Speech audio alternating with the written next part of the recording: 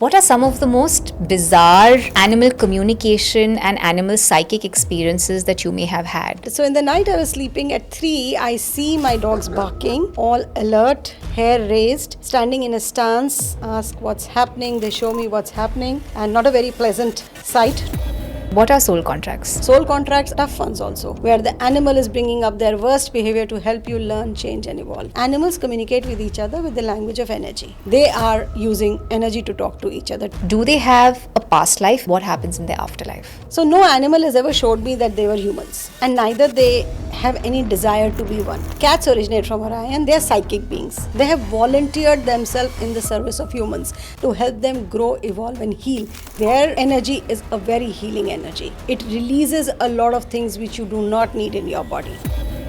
Horses work with heart chakra, pigs work with heart chakra. There are a lot of animals which work with different chakras. Many times the dog says, yes, in past 4 lifetimes I was a dog with them and these were the areas they were struggling with, and this is what she continues to struggle in this lifetime also. We've chosen each other again to work on this.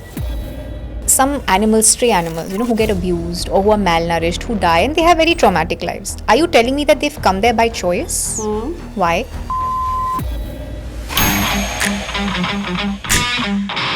Dr. Parul Chaudhri, a certified soul-level animal communicator and healer, is renowned for her groundbreaking work in bridging the gap between humans and animals. An honorary doctorate holder from the World Peace University, she founded Humans of Animal Land and is the only Indian animal communicator to be invited by TEDx. My pet crosses over. Will they come back to me? When will they come back to me? If they feel they've done that job with you, it's done and dusted. You did well. You cleared their exam. They will not come back in this lifetime. Tell us some mysteries about the bees. So bees come from Palladius. They also bring in the energy of heart healing, sacred geometry. Look at a beehive. The beekeepers never have heart issues. The buzzing is the frequency which heals your heart chakra. What are some of these upays or remedies that you can tell our viewers which one can do with animals and gain and reap the benefits? When you feed an animal, whether it is the black dog or whether it is the cow, what happens? Immediately your heart chakra expands. The moment your heart chakra expands, you start welcoming loving energies, higher vibrations. You get connected to the divine source. Do animals get evil eyes or negative energy? They are affected by negative energies. So whatever comes to us, they absorb it. They are like sponges. Animals also have chakras. Oh yeah, animal have all the chakras. Even more, they have the power minor chakras, they have the spleen, that's so nice. What is the karmic repercussion of abusing animals? It's very bad. It's like abusing a child. How animals view the world. How do they see a human? Do they see life like the way we do? Like with cats, they see the energy first, so they will see the colors. If your root chakra is very active, they'll see a lot of red in you. If your heart chakra is very open, they will see a lot of green in you. Pigeons are considered to be the bringers of peace. If they're showing up in your space again and again, there are certain things that you're not able to make peace with. A squirrel shows up in your balcony again and again, trying to help you to calm down your anger, your emotions, your aggression. If I keep seeing a lizard in my... Focus on your dreams. See what you're seeing. As I told you, all reptiles carry the codes of ascension. They carry all the key codes. So see what is it that is blocking you. There is something that you're not addressing which needs to be cleared. A multiple award winner, including the Excellence Award from the Success Story and the International Women Animal Communication Icon Award, Dr. Chaudhri's expertise and passion have made her a trailblazer in this field. It is our pleasure to have with us on today's Animal Communication episode of the Body to Being podcast, Dr. Parul Chaudhri. Namaskaram, Namaskaram. Dr. Parul Chaudhri. It is such a pleasure to have you and thank you for coming all the way. You're one of the most sought after animal communicators in India. I'd like to start with some of your experiences. What are some of the most bizarre, interesting things that animals may have shared with you? First of all, thank you, Shloka, for having me here. It's such a pleasure to be here and talking to you. And yes, animal experiences, I've had many. And I want to share something which happened with me, which is very personal to me. And one day in the night I was sleeping and I have 3 dogs and I have 5 cats. So, Oh my God. yeah. The night I was sleeping at 3, I see my dogs barking, all alert, hair raised, standing in a stance, and and as I say that, I'm getting goosebumps. So, and they're ready to attack, and they're protecting me. So I'm sleeping. They're all three come and circle me as if they're forming a circle of protection around me, standing there. And I immediately close my eyes. I connect, and I can already sense the energies there. I ask what's happening. They show me what's happening, and not a very pleasant sight to be described, and the energies around. So I called on to my spirit guide team, my animal guide team, and they helped me clear that energy out of the room. I would not say it was scary, or I would not say that it was something that has not happened earlier with me. I know animals can sense and see energy because they are vibrating at a much different frequency than us. They are more sensitive than us. And the beings are also like, unlike people have this thing, oh, this is dark energy, this is bad, this is this. I feel they're also stuck in another world where they're just seeking out to us for help, for helping them merge and meet with the light. I see them like that. And those energies were there, and the moment we started connecting and the moment we started seeing and helping them, they kind of merged with light. So it was a very, very beautiful experience. So these were disembodied beings, spirits, the in-between? Yeah, the in-betweens. And they merged with light because?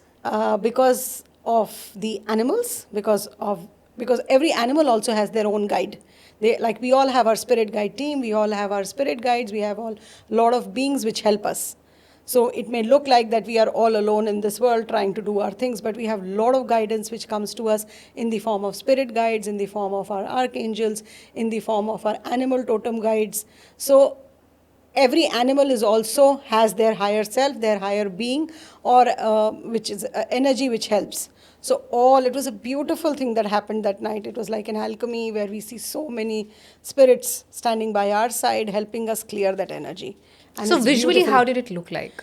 Visually, it just looked like I could see as if I'm seeing a body or an image which is half complete. Like I could see some part. It's like when you see a TV image, how you see a TV when the signal goes away. When we were small, the signal will go away. You'll see hazy images of people, like half face there, half not there, half leg there, half not. Like they are trying to, merge. They are trying to merge. Were they trying to harm you? Were these spirits potentially harmful? No, they were not trying to harm me. Okay. Animals can sense energy. This is not a part of their space, and that is what happens with animals. The moment they are faced in a situation of fear and uncertainty, they go back to their basic instincts, and that is to protect. So they immediately formed a circle of protection, and they said, this is not in our space. This is not a part of our household. This is not a part of energy that we connect with. Can you help me explain this in detail? Yeah. Soul contracts. What are soul contracts? I would say soul contract is like a contract that animals do with us. Like we have soul contracts. This is a soul contract. Me and you cannot be sitting here and doing this podcast unless we have chosen this somewhere in some of our lifetimes, or when we were in the soul plane. So when I'm overarching and I'm trying to say I'm going to do 5 things and I'm not able to see what are the struggles that I will have, then our animals show up and they volunteer. And they say, okay, fine, I'm going to choose this human to help. So we have that contract that I'm going to be with you in your lifetime from this phase to this phase. We'll help you with these many things. And that is how that contract gets played when they come with us in the physical world. They're always there to help? Oh, yes. They're always there to help. They're always there for us to learn, evolve. They have soul lessons. No matter how you feel, if you have a dog who's loving you and you feel that immense connection with the animal, and there is one dog who is pushing you to the limit, the moment you go out, you're walking on the road and that stray always chases you. Yeah. That is also a soul contract. Soul contracts are always not very, the mushy kinds and lovey-dovey kinds. Soul contracts are the ones which are tough ones also, where the animal is bringing up their worst behavior to help you learn, change and evolve. Okay. So let's say if I have an aggressive pet or a pet who keeps biting, that's a lesson for me to learn.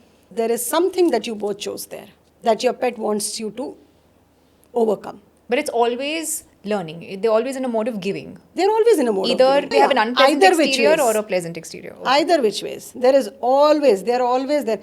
No matter how much bizarre this may sound, but that is always the case. They are always there to help you, to push you to the next level in your growth. By being either pleasant or unpleasant. Unpleasant, yeah. Can you tell me about one of your experiences with an animal who's crossed over, who's dead? It's very interesting and very different connecting with an animal who is in body and out of body. Okay, how? It's not that the reading or the process of getting information is very different, it's the same. But what is different is the kind of knowledge that comes from the other side, or the information. It's very profound. When we are talking to an animal in the body, see, animals are also like us. They are in the physical body, that is this physical experience, but they are into the other end, the 5D also. They're in 3D and 5D both. Explain this. See, like you are sitting here, you are here, Shloka is here, Parul is here, but we are existing in other dimensions also. We are parallelly living in other dimensions as well. So animals are also like that. So animals are living here, but at the same time, there is an higher self of them which they are very connected to, which they understand. That's the soul plane. I call it the soul plane. That's what they have taught me. So animals who are living in 3D with us, they are talking more about emotions and anger and, probably jealousy with the other animal, feeling hungry, wanting to have this treat or wanting to do this, or they are sharing more of the earthly experiences with me. That is more of a communication when a pet is alive. But when a parrot reaches the spirit world, what happens is they are communicating from a higher point. Now they want to share, they have their own agenda when they come to the session.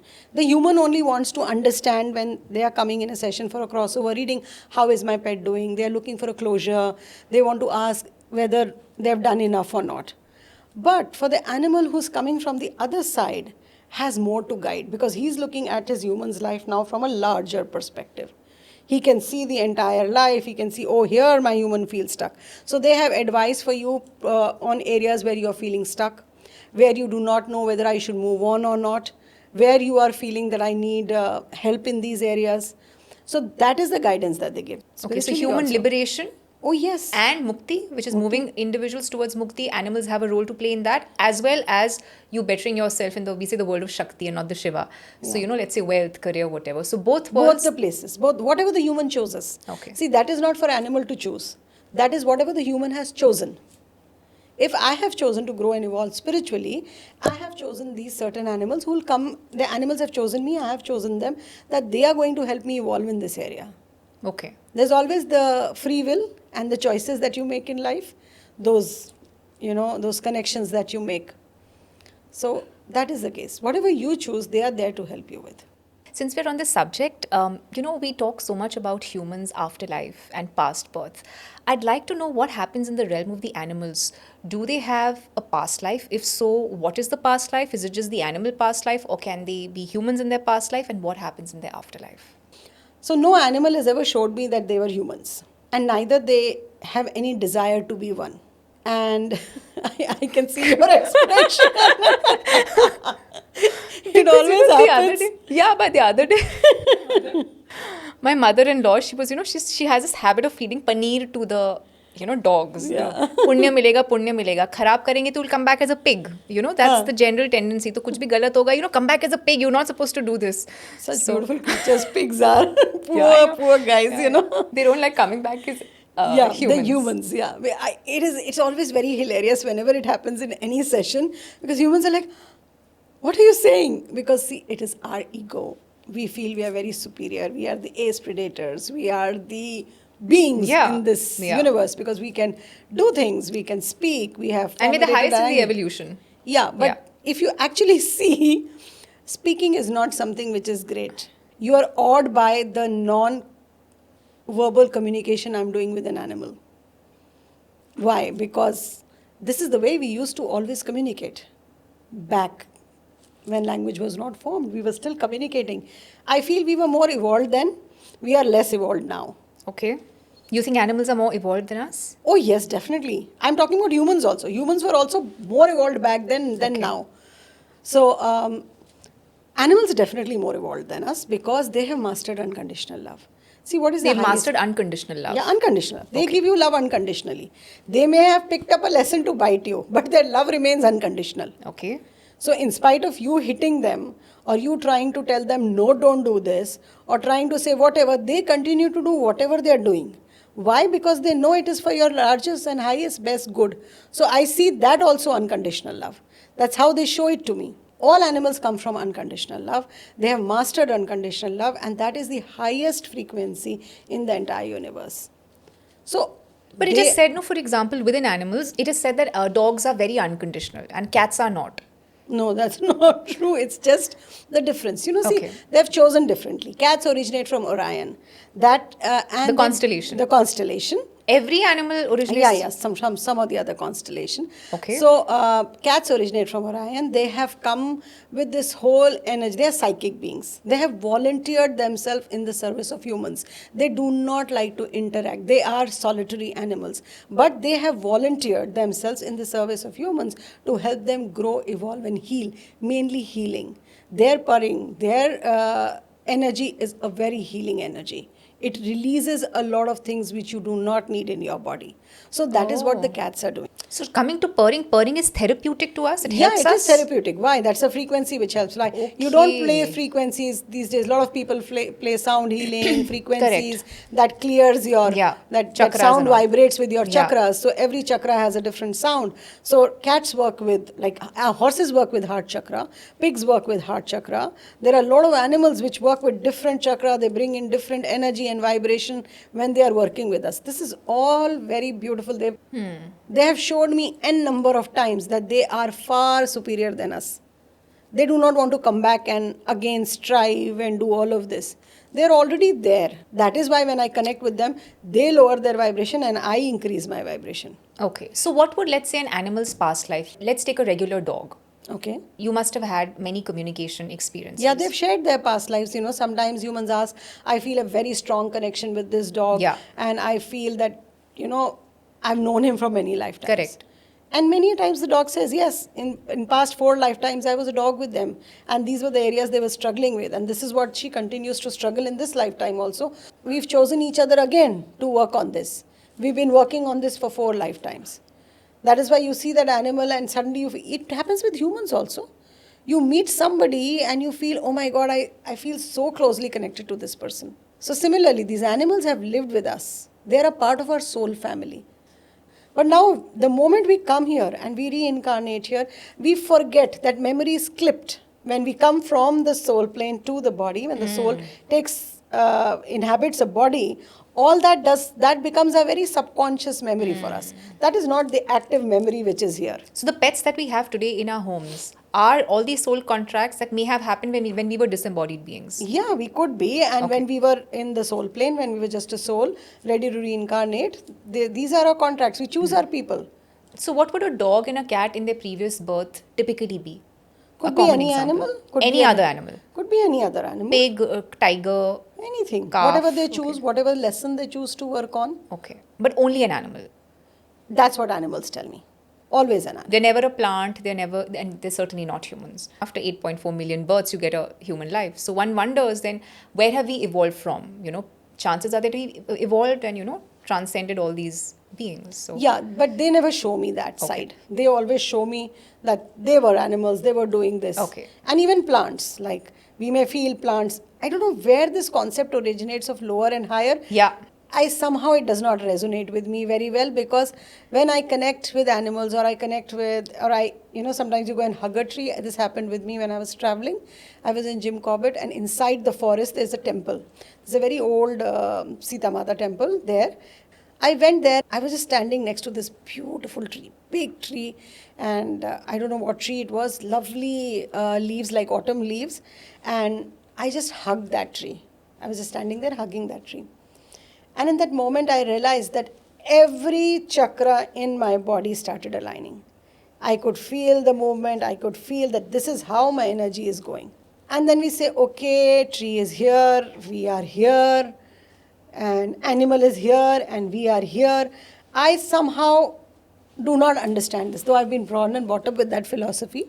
But now I do not understand that, because my experiences have shown me a lot of different things, connecting with animals, standing with that tree, aligning with that tree's energy, that how, just by being there, this we do with a lot of healing, with sound, with therapy, we are healing, we are aligning as humans, and just hugging the tree and standing there, I could feel everything fall in place.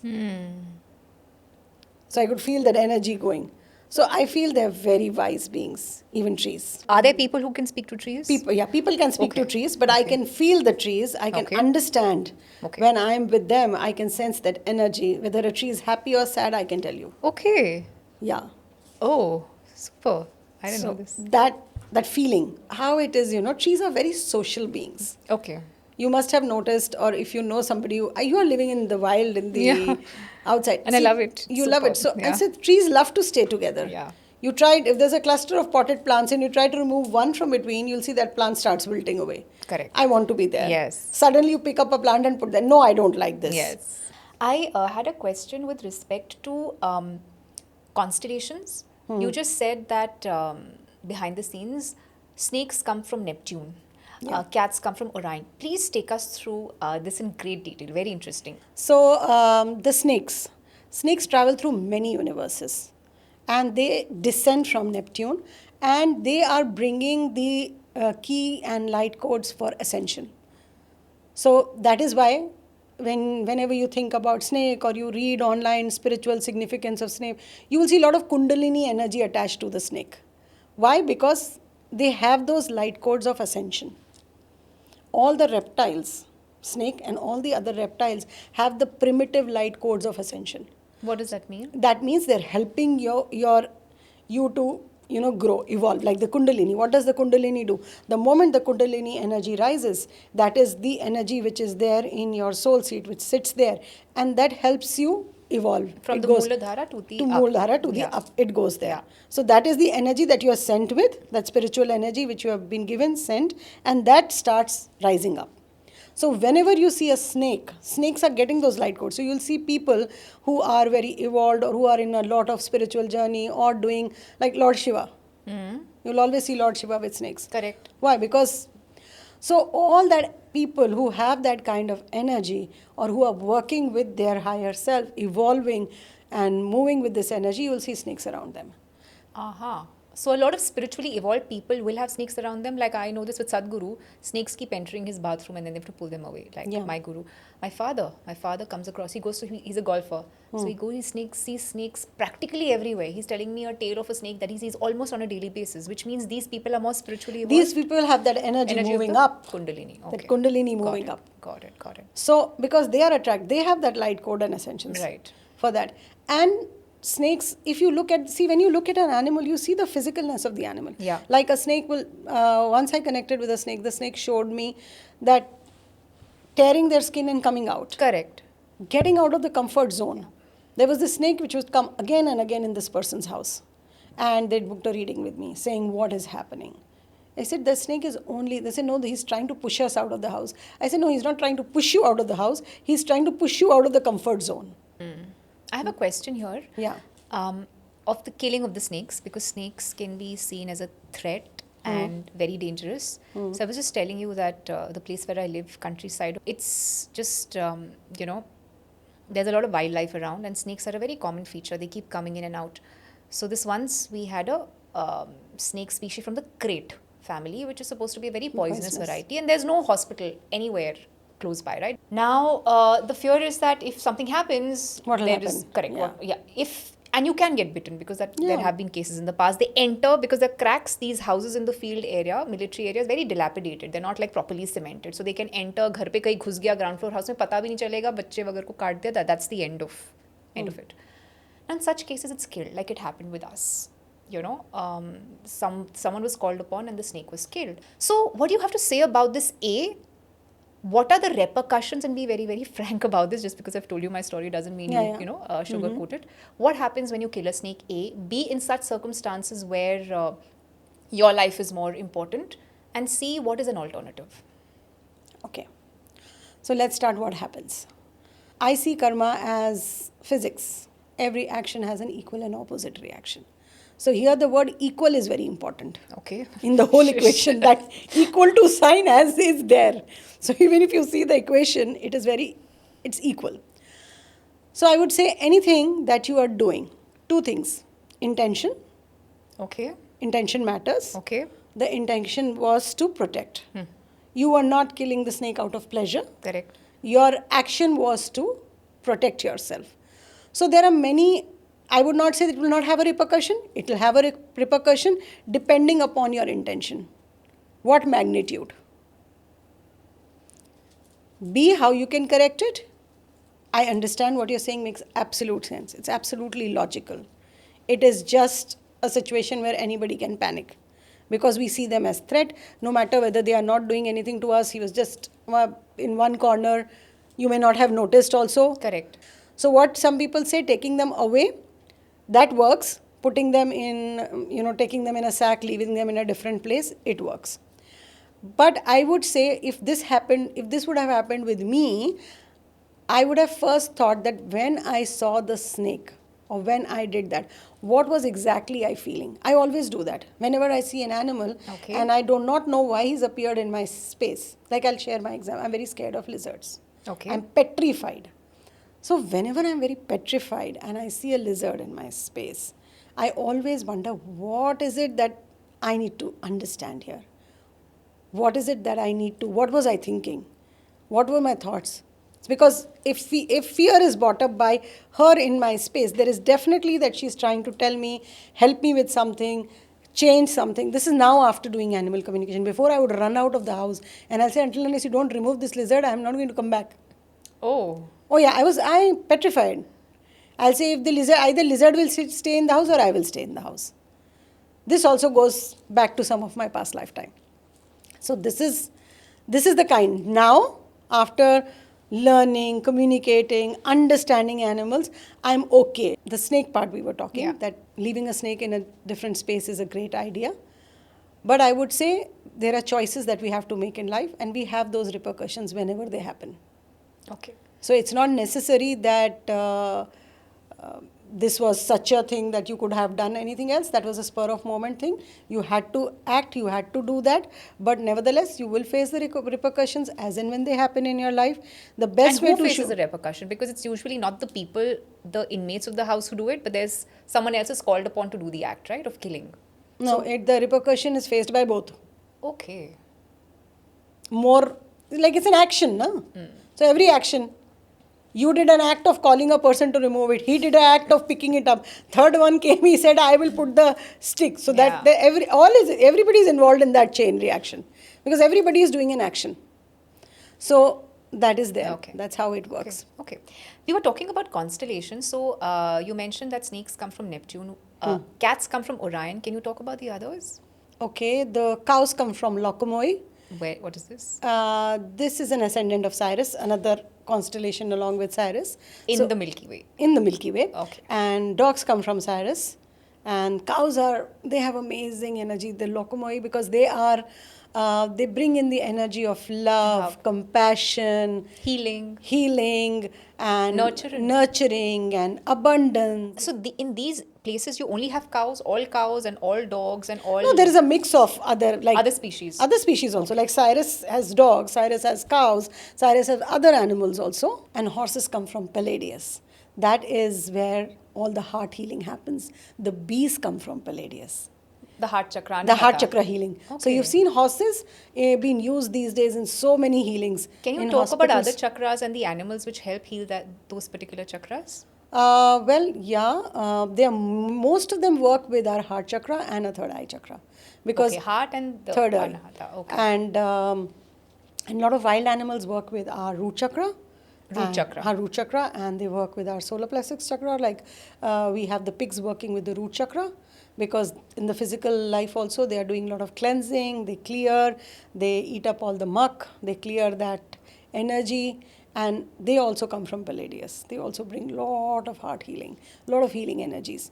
They're not cooked and eaten, unfortunately. Yeah, that is so sad. They're already abused. To continue watching shorter pieces of this content, you can subscribe to Shlloka Clips on YouTube. Don't forget to like this video and follow us on Spotify. Pranam.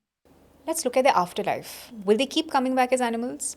Depends on what they choose. Sometimes they just choose that this is the end.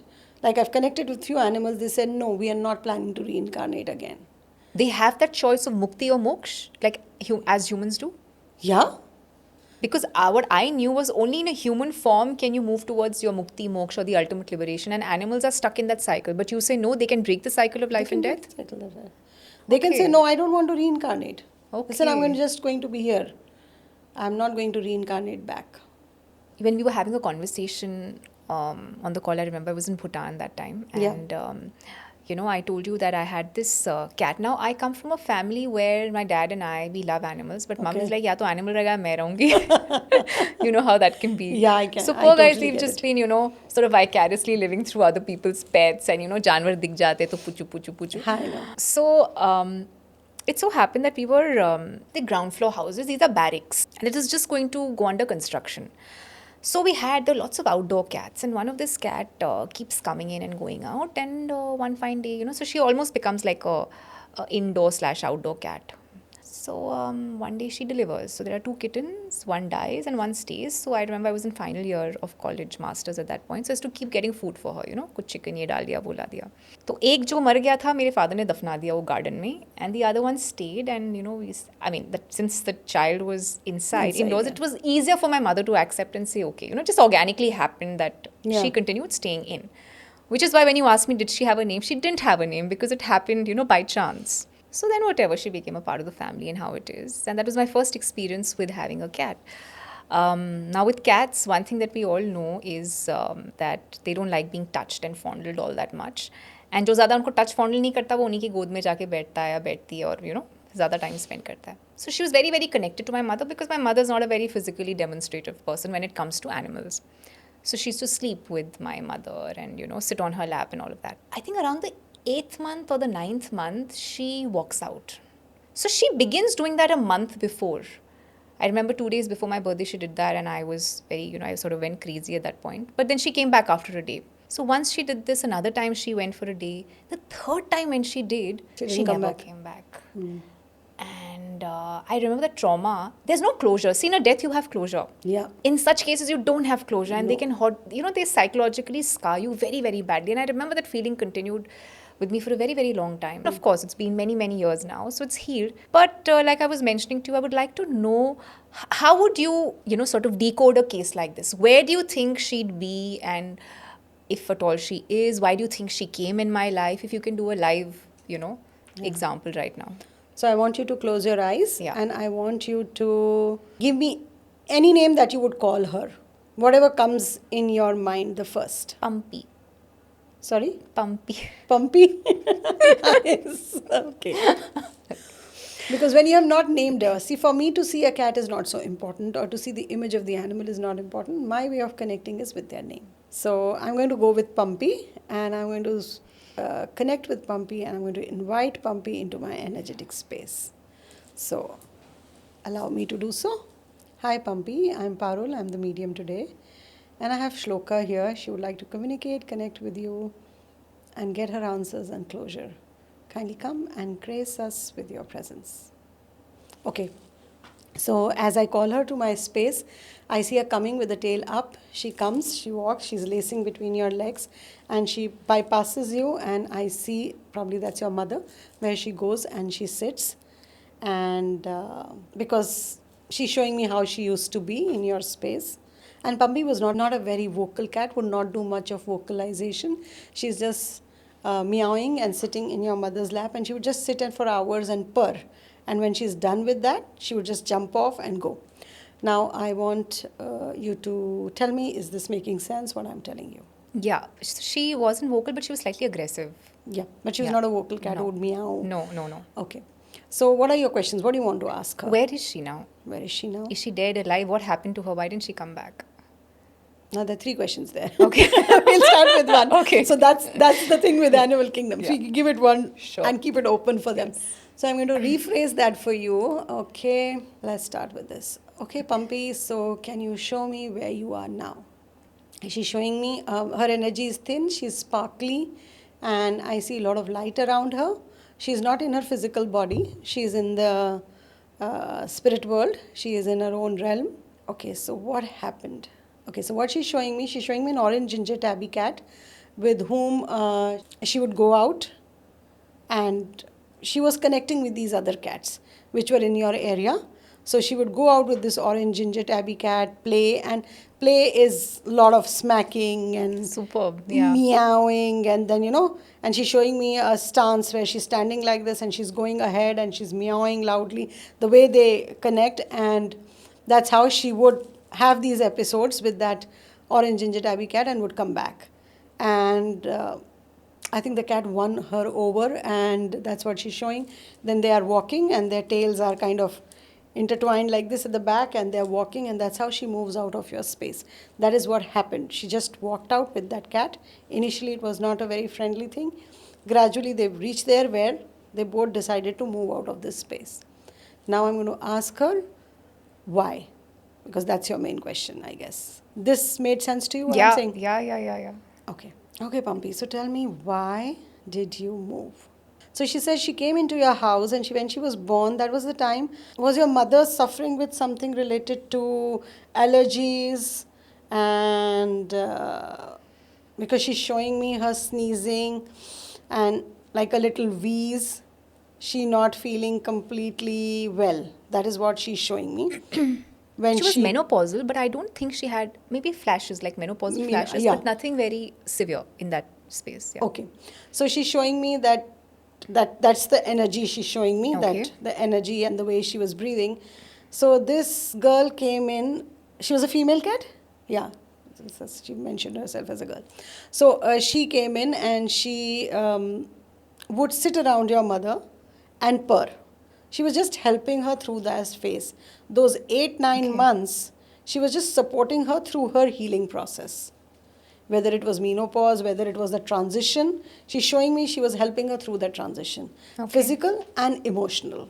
So that was a time when things were looking like that they are coming to an end and a new beginning, which she was not very comfortable, because she was saying that what she's showing me is your mom is not somebody who takes up changes very easily. Like she does not, Yeah. she likes her own space. Yeah. She likes to be comfortable where she is. Yeah. Any change is not something that she likes to look forward to. And that was a time of change of physical, emotional, and space. Correct. All three things were about to change for her. Yeah. Her physical body was going through transformation, her space, her people, and I'm getting goosebumps again, sorry. So this Pumpy was there at that time, just helping her, like clearing that energy. She should come. Her job was to come, purr, eat, sleep, go. That is what she was doing. So she was purring, and why she did it gradually, what was happening in the physical plane was fine, but in the spiritual plane she did it gradually because she wanted everybody to get used to the fact that she may not be around. Okay. So that is what she came to do. Yeah. Okay, Pumpy, is there anything that you would like to share Her with death, Shloka? was it painful, and how did she? Can you share how you felt when you were crossing over? It was not a painful death. She's just showing me a sapping energy where her heartbeat is going slow and energy is sapping. So she passed because of her old age. She lived her life. Okay. So she survived after. She survived. Oh, yeah, she survived. She lived a nice life, happy. She didn't go too far also. She's showing me in and around that area. It's actually you guys moved out of that area. She was still there. And she survived in and around. Okay. Hardly a kilometer radius.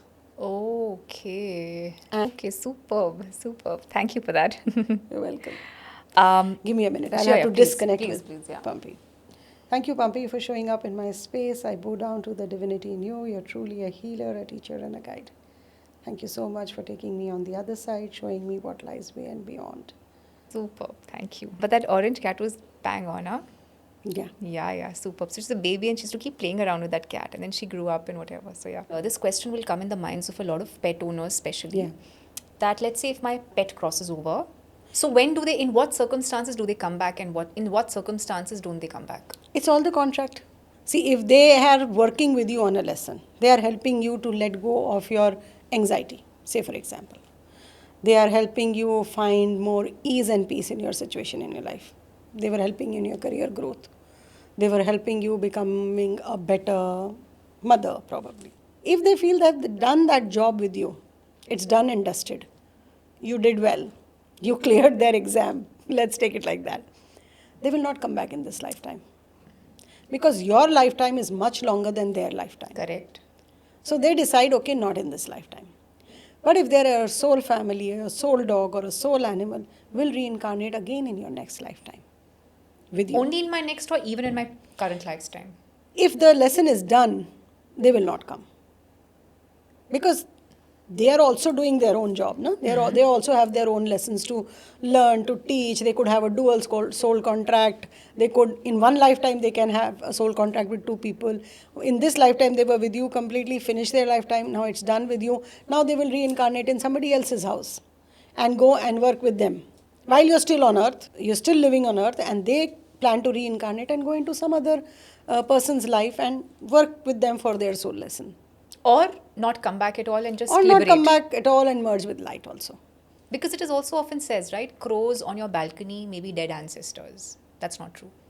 They are not dead ancestors, they bring that energy. Okay. Okay, so crows are, they're called as the tricksters of the animal kingdom. And why? Because they have the ability to problem solve. Birds are amazing. Birds have a lot of, even animals, they have a lot of problem solving abilities. So a crow can do a lot of problem solving. You'll say, how? Go and think back the story of the crow in the water. Yeah. You see birds, how they craftsmen, how beautifully they'll make the nests. Have you seen They those have colorful skills. nests? Yeah, Those I've seen beautiful glass pieces and all. Yeah. And how beautifully animals. See Yeah. squirrels? They will take all the threads out of your towel and use it beautifully to make a lovely nest for themselves. So they have skills. So whenever a crow is coming in your balcony, it's bringing messages from your ancestors. They say why? Because most of the time they are helping you they bring a lot of enlightenment when a crow comes. Okay. So the enlightenment sometimes could be that it's time. Now you've lived your life here, you're done, let's move on. So around death, you'll see a lot of crows. And people say, Correct. oh. Shamshan Ghat mein you see so many crows. So many crows. So we say, oh, this is a very bad omen. Crow is coming. Yeah. No, it's not a bad omen. Crow is coming because it's bringing enlightenment. So let's say some animals, stray animals, who get abused or who are malnourished, who die, and they have very traumatic lives. Are you telling me that they've come there by choice? Why? I'll tell you a very beautiful experience I had a few months back. And that kind of opened up a lot for me. So I live in this complex, and there are a lot of community dogs. Community dogs are the strays that they're inside with us, and we look after them. So the moment I go out walking, I have these community dogs. Yeah. They will come and, we'll walk together. And I see Peanut walking with me. Peanut is one of our community dogs. This dog has gone through a lot. Like, many times the guards have, Beaten shooed him him away, or they have not been nice. People are not nice. Sometimes and it's out of fear. See, they are all acting out of fear. So out of fear, they feel, Arey, hamare paas aayega. If he bites, what will happen? Oh my God, if he just jumps, if he puts a scratch. And Peanut is no less. But he does not leave one moment where he's not chasing a bike, or where he's not doing something where 10 people will come and say, why this dog is doing that. And I was walking with Peanut, and I was talking to him. I said, why do you do that, Peanut? Why are you chasing this bike? Now the guard is going to come. He's going to get angry. And I don't like it. When he comes with this stick to you, or somebody speaks badly to you, it really hurts. And I'm not very happy about this. We are having this conversation. And Peanut has this habit, whenever he's walking with me, he will try to charge at everybody, show that I'm the boss, because now I have protection. And I see Peanut gearing up and trying to chase this lady who's walking. And I said, oh my God, Peanut, don't do this. You are going to get scolded by her, or she's going to shout and call the guard. And suddenly I see the lady is petting Peanut and loving Peanut and telling Peanut, oh, why are you here? I just fed you. And then that lady starts walking. Peanut looks like this. He gives me that look, He turns back and he looks like me. See, it's not so bad. That day he did that only on the walk. Every person that he tried to chase, he made me meet 6 people that day on the walk, and all 6 knew him. All 6 were feeding him. So he was helping me understand that you are not the only one who's looking after me. But Peanut is already working, helping so many people raise their vibration, feel that love and compassion for him. So if they are doing a good deed for their animal, it's helping raise their vibration. And they are getting that energy back. So he's just clearing all that lower energy that could be blocking them, could be jealousy, could be anger, could be laziness, could be whatever that is blocking them to move one notch up. You know, Albert Einstein has sometime quoted saying this, that if bees were to become extinct from the world, man would have no more than 4 years to live. Yeah. So, They are the greatest pollinators. They are the ones who are, um, you know, bees have a very beautiful, and again, Yeah. bees are coming from Palladius. tell us some mysteries about the bees. Bees are very mysterious and they're very beautiful. So bees come from Palladius. They also bring in the energy of heart healing, sacred geometry. Look at a beehive. Oh, yeah. It is all sacred geometry. So they bring in all these codes, and they, all these fairies, they help. I may sound very magical, but this is what I know, so I'm sharing. So these fairies help them to go from flower to collect nectar, to collect all the nectar that they collect, and the honey that has such healing properties. People who work at bee farms, the beekeepers, Yeah. the beekeepers never have heart issues. Their heart health is far better than all the other people, because the buzzing is the frequency which heals your heart chakra.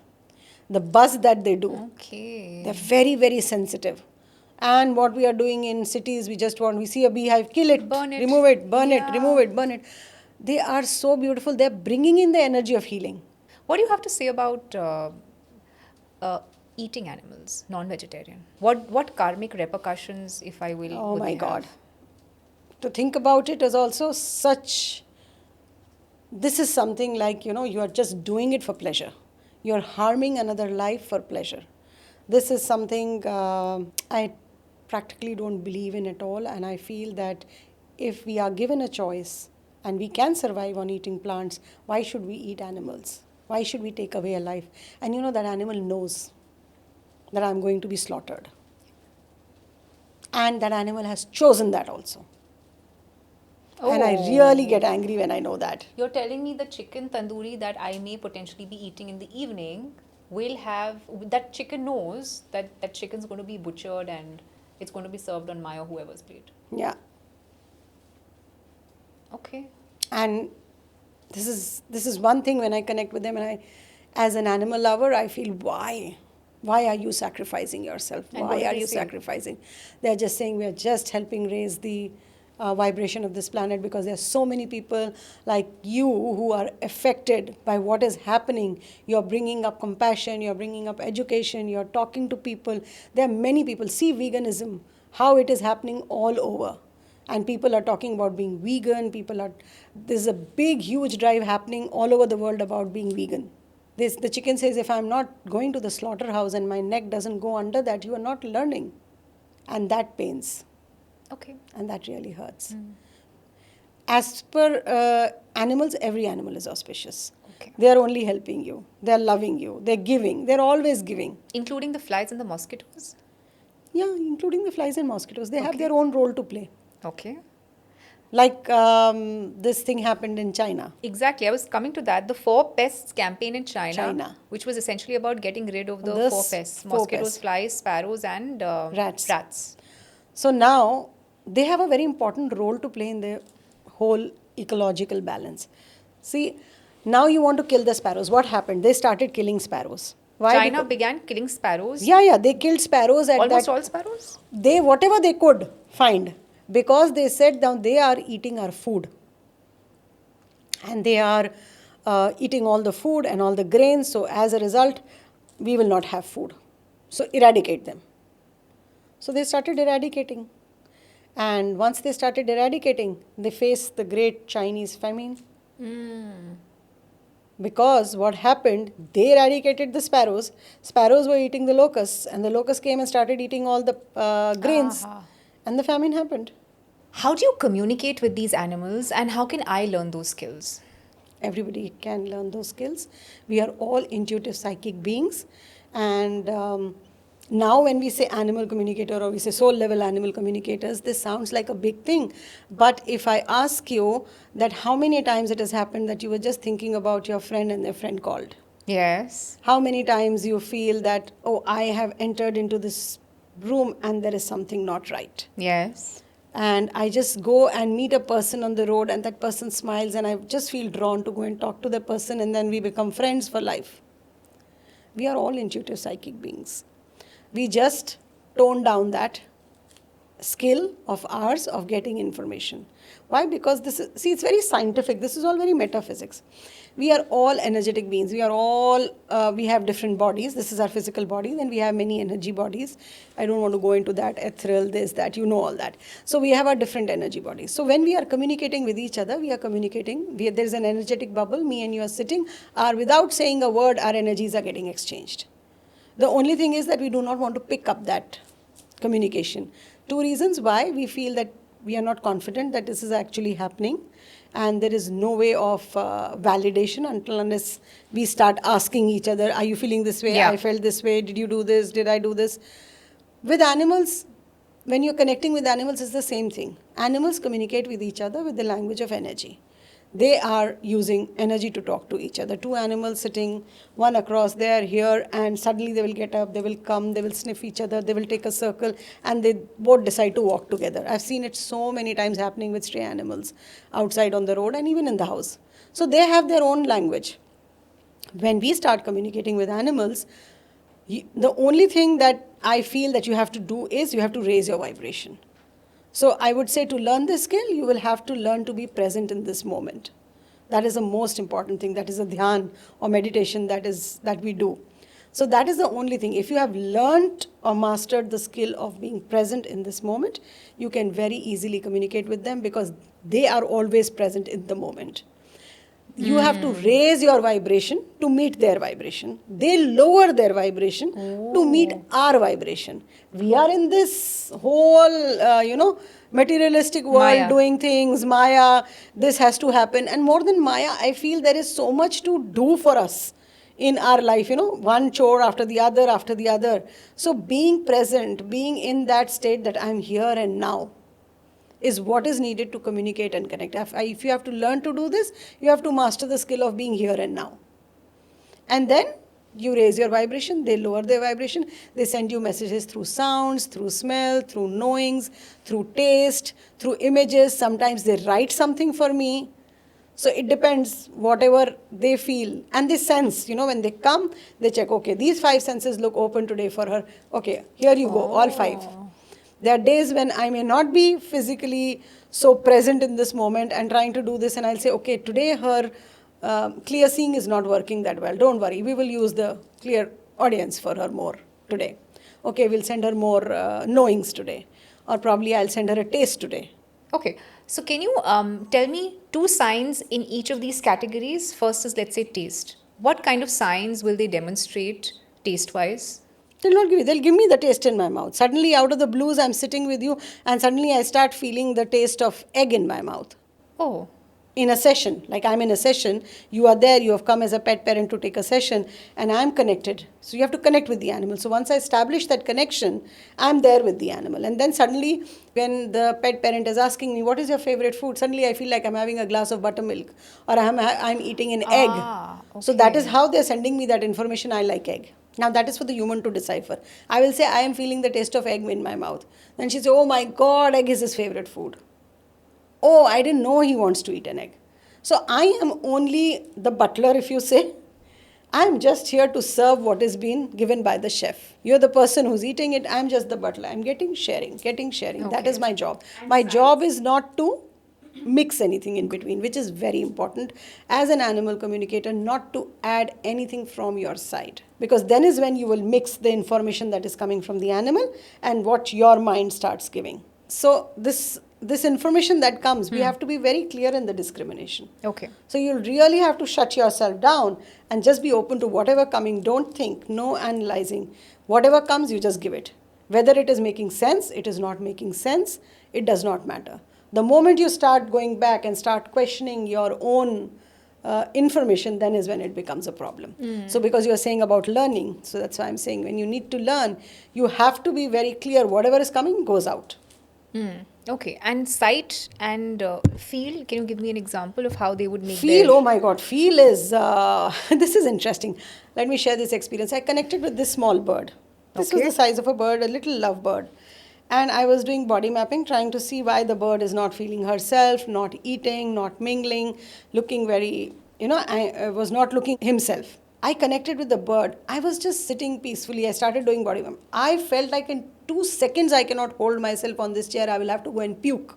That is the kind of intense feeling they can give you. From being as normal, not feeling anything. And that lady who was on the call with me, she says, I can see how it is like. She could see that acid coming up, the food coming up almost on my throat, and I'm trying to hold it because I'm in a session. And I told her, you'll have to wait for a second. Let me just go and throw up and I'll come back. That is how that bird was feeling. Bird was not well at all. Bird wanted to throw up. So sometimes they can give you such intense, and this is one of my rare experiences because you don't expect this small an animal to give you that intensity of feeling and emotions and that kind of a body mapping which happened then. So that was one experience which When I you say remember. body mapping, you use this 2-3 times in the course of the session. What does the body mapping mean? Body mapping means when I connect with the animal, I superimpose their energy onto mine. Okay. So my body feels just them. And how do you do that? Just shut yourself out of the body and get them in. Oh. Yeah. So you say now whatever is happening here. So this comes with practice. It's not a rocket science, but it is just something like you learn meditation through practice, you learn so many other sadhanas through practice. This also comes through practice. Okay. Animals are so beautiful to work because the moment I did that, the bird realized and immediately it kind of toned down because I could feel the bird was in so much of distress that it just communicated, rallied entirely onto me. So when the animals share this side of the story, it helps the pet parent, it helps their vets to understand what's happening, and it helps me also. When I do healing, this becomes a very important part for me. When I heal animals, I need to know how they are feeling. Any other kidnapping case? Because you have also dealt with many kidnapping and missing dog or missing pet instances. So can you take through one of them? Yeah, I'll tell you the recent one that I did was, there was this lady who came to me and she says her dog got lost. And she told me that it was, I think, some cricket match which happened recently. And whenever we win, we celebrate, and the celebrations are pretty loud, but it's not very nice for the animals. So all the firecrackers and all got her very anxious. She was very anxious. The dog was very anxious with the loud sound, and she just ran out of the house.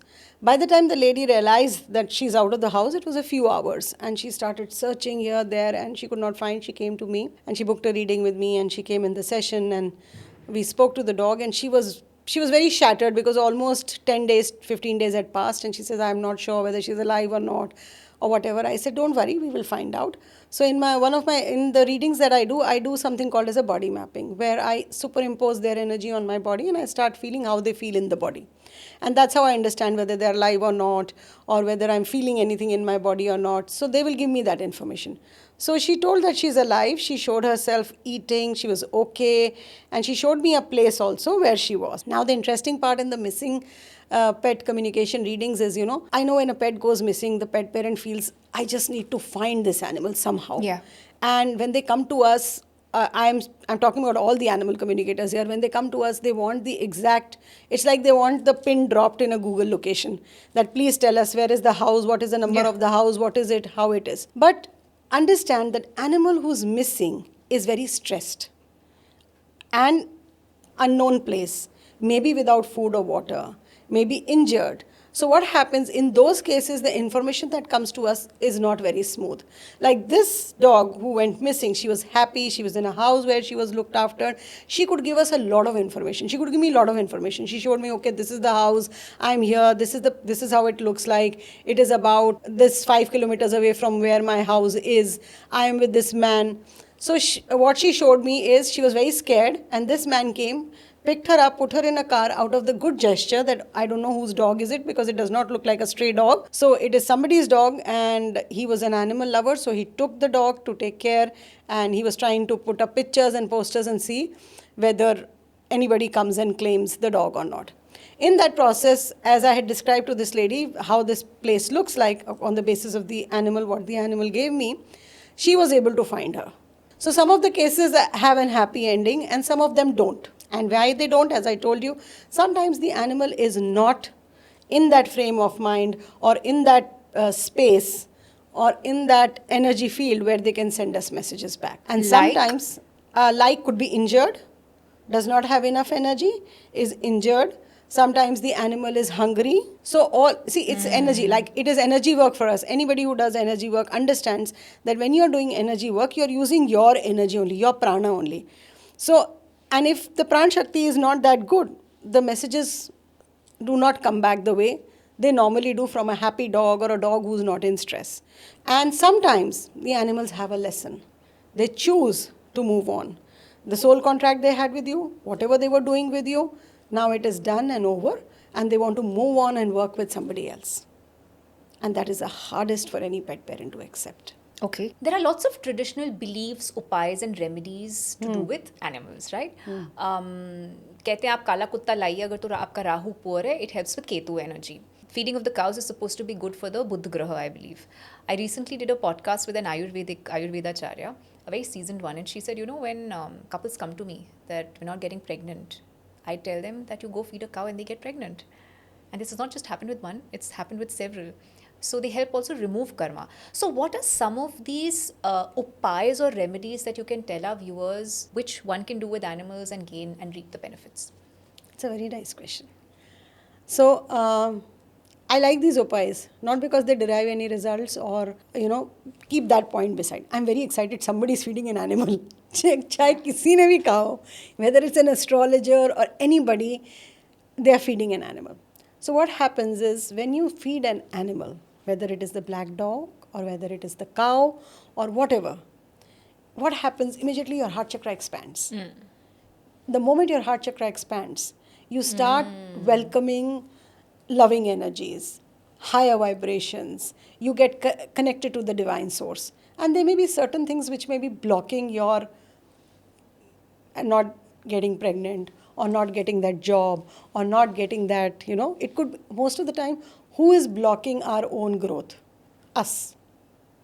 There is nobody else who's outside responsible that we are not growing or we are not achieving this. It is us only. Correct. Either we have to make peace with it, that this is not going to happen with us, or either we have to release whatever is blocking us from getting what we want. So the moment you are in the company of animals, it's so beautiful. Your heart chakra opens up, you expand, you feel that love, you get connected to the divine spark. Try going petting a cow. How loving it is. It's such motherly feelings. I'm not surprised if the lady is getting pregnant. You're just welcoming that beautiful, loving, motherly energy. Yeah. So I would say, and if you meet a bull, please feed him also. Yeah. I see people doing that. Bulls Who are are more, bulls? yeah. Unko They're koi more nahi, left nobody out. is giving them a roti. That's another Everybody issue na, seeing. cow overpopulation. Yeah. ये fertility rate के बाहर सड़क पे डाल दिया. So now the cows are only fed, but the bull is standing and seeing what wrong did I do. So let's not do gender bias there at least. Yeah. So feeding any animal, I would say, if you are not feeling grounded, if you are not feeling loved, if you are not feeling yourself, if you feel I do not know, if you feel I do not know what I need to release, I am not getting answers. I always get my answers. I always get everything when I go and sit with animals. Yeah. I remember I was in this brief phase of depression when I was after, masters. I told this whole cat episode happened and then change of residence. The one thing that I picked up was feeder stray. I started this campaign on my own. Then colony wale sab jud gaye. And I saw that my mental health started, becoming better. Yeah. Therapeutic. Yeah. As since I do a lot of these spiritual podcasts, we talk a lot about negative energy and how it impacts humans. But what about animals? Do animals get evil eyes or negative energy? Actually, animals, they are affected by negative energies, but they do not absorb evil eye per se. Because they know how to clear their energy field. It is the evil eye which is directed to us which animals absorb. Because they are a byproduct of our environment. So they are existing in our environment. Whatever energies we are directed to us or we are feeling or we are absorbing, they absorb from us. So sometimes you'll see my pet is just absolutely fine, suddenly starts puking. Yeah. Take him to the doctor, nothing, was just one off upset stomach. हम पे कुछ बला आ रही थी, they've absorbed the negative absorbed energy. it. Okay. Because they are connected with us. No? That cord is there, that connection is there. So whatever comes to us, they absorb it. They are like sponges. Sometimes they choose to absorb it because it has been directed to us again and again and we are not understanding. But as animal lovers, we get very anxious if something starts happening to our pets. We will start thinking. Yeah.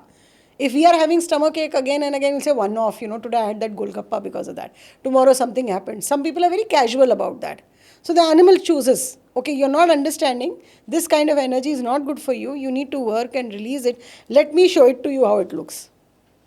So that pet absorbs that energy, has that stomach upset, dealing with stomach issues. You're going to vet, he says nothing is wrong, blood test okay, this is okay, everything is okay. Then we connect with the pet and understand, no, it's not that. He's just helping you understand that you need to release this and we can heal the pet. I do a lot of chakral healing, cellular level healing. Animals also have chakras. Oh yeah, animal have all the chakras. All the 7 chakras that we All have. the 7 chakras, even more. They have the paw minor chakras, they have the spleen, they have so many Talk chakras. about this a little bit.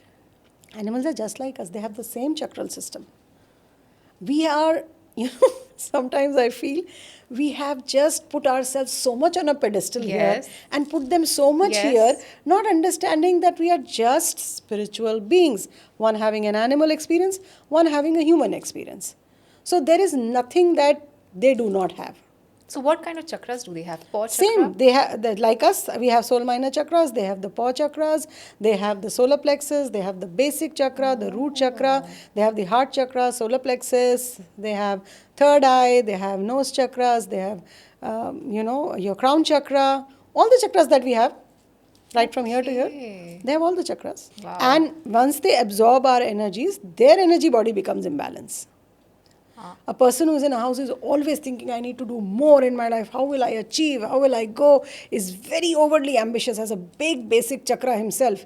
The animal is suffering from joint issues because his basic chakra is perpetually open and overworking and exhausted.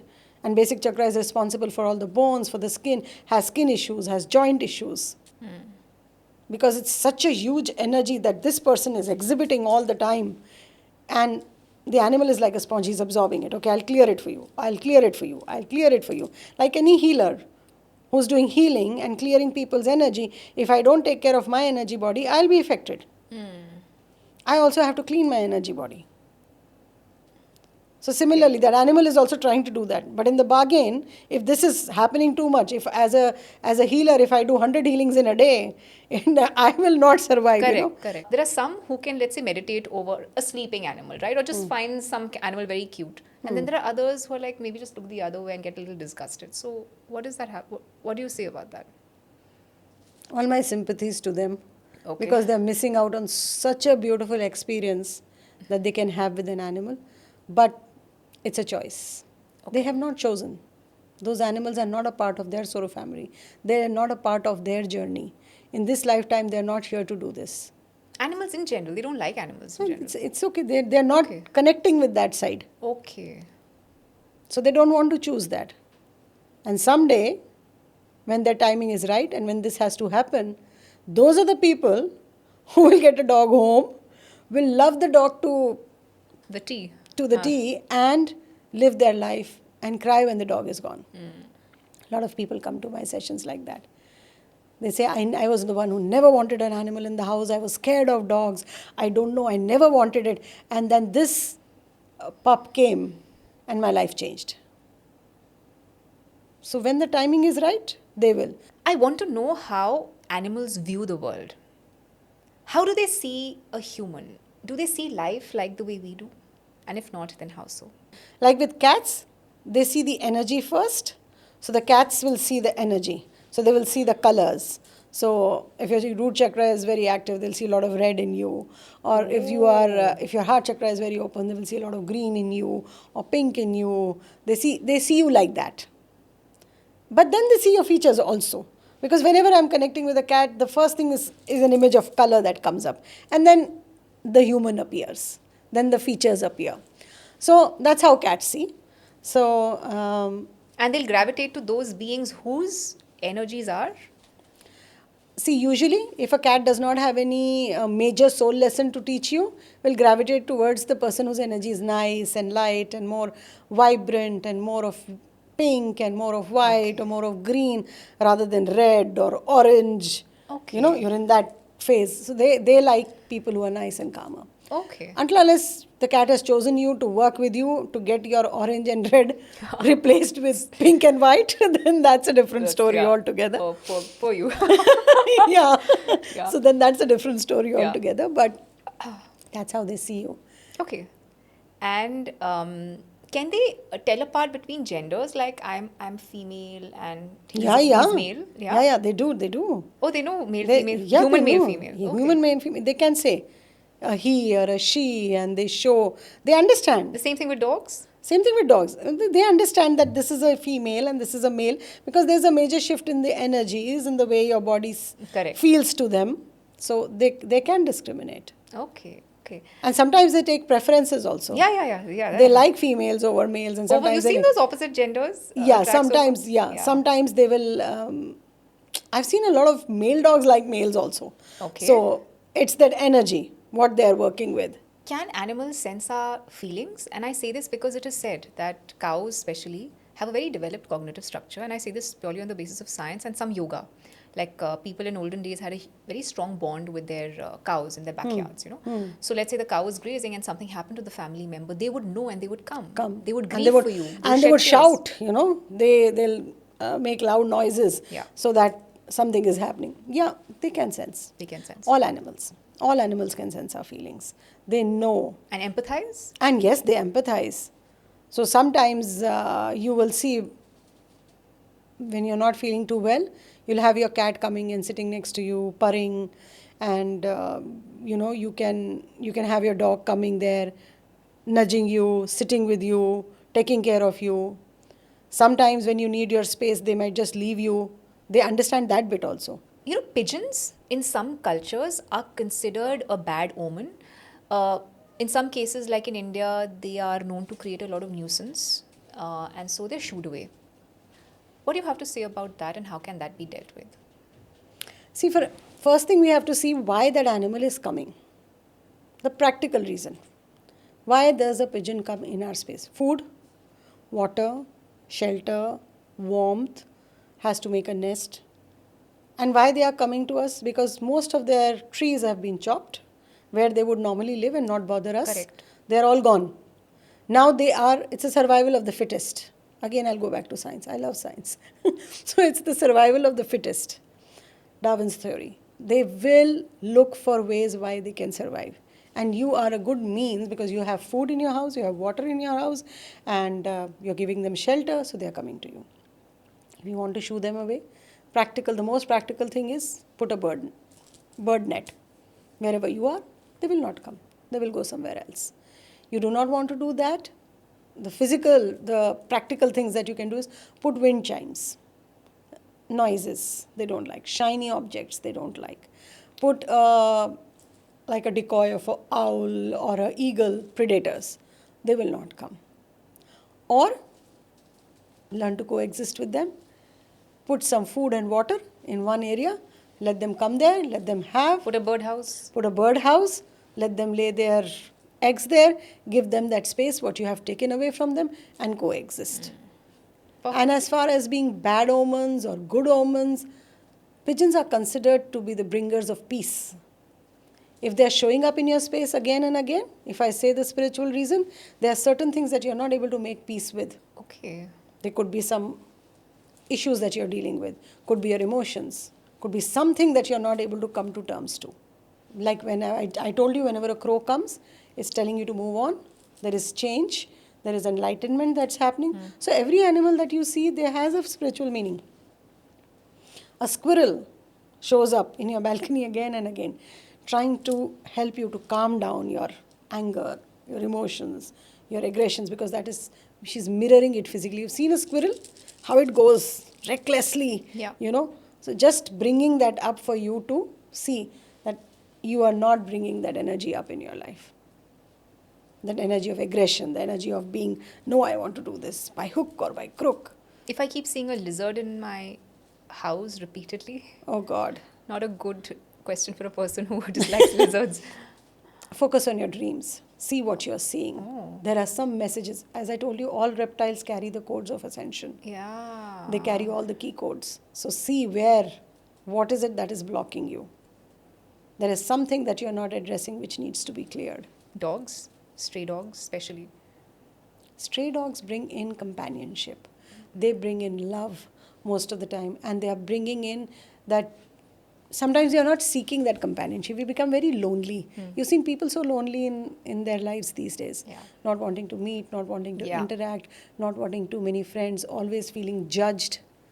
So most of the time, it could be different for different people, but the larger picture of it is that they are here to make us feel comfortable in our own skin, Okay. that we are good enough, see our own self-worth, Okay. see self-love. They bring in a lot of self-love. They're bringing you that energy of love. They're saying, as we can give this to you, give this to yourself. Okay. If I see monkeys a lot or I'm surrounded by a lot of monkeys, what does that mean? Okay, monkeys. Monkeys bring in this energy of shift. They bring in the energy of shift. Clear your energy field. Shift the energy. It's more like an energetic cleanse that they bring in. If I come across a dog who's excessively barking or a dog who's excessively jumping, does that mean they need help? It could be my pet or it could be a stray. So again, I would put it in two parts to it. In the physical world, they might be just alerting you, telling you that, okay, we are excited, we are here. But if it is too much and it is bothering you and you want them to kind of calm down and not jump and bark or not do that, so there are ways of communicating to them. Most of the time, we communicate them with words. When you have to communicate with an animal, you have to make sure that your words, your thoughts and feelings align in one. So I have seen people who have dogs and they are barking and they'll say, don't bark, don't bark, don't bark. Yeah. And the dog is not listening. Yeah. And the dog is not listening at all. Yeah. Continuously barking even more and more excitedly. The more he says, don't bark, Yeah. the dog is barking with more excitement. Yeah. Why that is happening is because when you're saying don't bark, what is the image that you're creating in your head? Close your eyes and say don't bark. What do you see? A barking dog. So now the dog is very confused. Now this is miscommunication. This is a classic behavior thing which happens when we are dealing with behaviors in animals. What is happening? We are not able to communicate and we are getting anxious. Why this? And angry at times. Why is not stopping? Because you are saying don't bark, showing an image of barking dog, and you are feeling anxious. Now the dog does not know what to do. So he goes back to what? The image. He says, okay, so they are showing me I have a barking dog. That means I am barking and I am doing the right thing. Instead of that, when a dog is barking, if you even don't say anything and just see in your head your dog coming and sitting next to you, here, right here, and you're feeling very happy, wow, he's here with me. If you are able to send this message correctly, the dog will stop barking and come and sit next to you. So this is telepathy. You can This communicate. is telepathy. This is how you communicate. Okay. Anything? Can I communicate anything with Anything. my animal like this? You Through can. telepathy? You can, because they are very connected. Whether they will obey or not, that's a secondary thing. Right. Most of the times, if you are able to communicate properly, they are able to understand. Okay. So just create an image Just create an image of the proper behavior. And get the same excitement. Feeling is very important. And don't use words because we are not so skilled that we will say that also, create the same image and feel. Correct. We mess up sometimes, Yeah. when we are creating that image and saying it, but we are not believing. What is the connection between pets and the Vastu or the Feng Shui of a home? Actually, they contribute in a major way because what is Feng Shui or Vastu? It's a free flowing of energy. When any of the areas are not correct according to Feng Shui or Vastu, there is a stagnant and blocked energy there. And having pets in the house is such a beautiful energy because they clean the energy of the environment they are in. They clear that energy. They bring in joy. They bring in a lot of, their vibrations are very positive. They are very higher vibrating beings. So for them to clear an energy of the space is very easy peasy. Okay. So having them in the house is bringing in good flow of energy, good flow of positive energy. So automatically, if you have things which are not correct or any corner which is stagnant or blocked energy, having them around, they absorb that energy, they clear that energy. Okay. And if there's sickness, they also help with that. Sickness in the family. Yeah. Okay. They do. Humans of Animal Land is your initiative. What is this exactly? Okay, so when I was coming into this path and I was doing animal healing and I was I was seeing how to do animal communication, learning, doing all of that. That time I did a soul path reading with a friend of mine who does soul path reading. And I did this soul path reading with Master Vani Kabir. And in that reading, this name was channeled. And when my soul path was done, in that reading, it came out that this is what I need to walk. This is my path. This is what I'm here to do. And my guides channeled this name called as Humans of Animal Land. And now Humans of Animal represents connect, cure, and care. This is what Humans of Animal Land stands for. So we connect. So we are, this whole company is here to help the animals, and we are all, the people in this company, we are all the humans of animals. And even the pet parents who come to us, this is a big family. We are all humans of our animals. So that's how this name. And what it does is connect. We connect, do animal communication, cure, we do a lot of healings, and there is care. So I'm associated with an international organization called as ACC, Animal Communication Collective, where all over the world we raise funds for shelter animals. So we connect, we do readings, and we do these sessions online where people buy tickets. That fund goes to the shelter from where we are raising funds, and we do these rapid readings for people who come. Okay. That we offer free to them. Okay. So that is what, and a lot of, in India also, I'm working with a lot of shelters where if anybody needs to give any food material supply, we help them facilitate that. We offer healings in those shelters because shelter animals are very, very abused. We use a lot of cures of Humans of Animal Land. We not only heal, we have certain products. We have our own flower essences. There's an alchemy of a lot of natural ingredients which we use to heal animals. Physical healing, or physical issues like gut issues, joint issues, skin issues, behavior issues, traumas, and a lot of other areas where they need healing. We give them energy healing also. We balance their chakras and give them remedies also. In India, it's usually said that if a black cat crosses the path, then you mustn't proceed with your journey. A black cat is considered a bad omen. But you have a different story to tell. Yes.